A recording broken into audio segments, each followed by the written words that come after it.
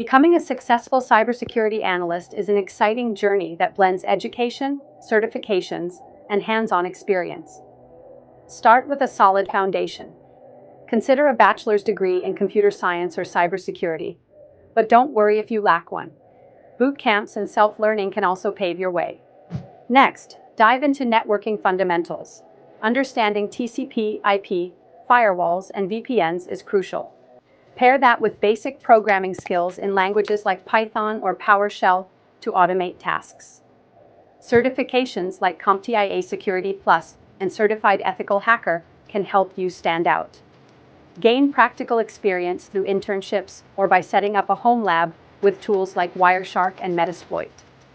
As you progress, consider specializing with certifications like Certified Information Security Manager or Certified Cloud Security Professional. Networking is key. Attend conferences and engage with online communities to stay updated on the latest trends. Finally, don't underestimate the power of soft skills. Strong communication, problem-solving abilities, and attention to detail will set you apart in this dynamic field. With dedication and the right roadmap, a rewarding career in cybersecurity awaits you.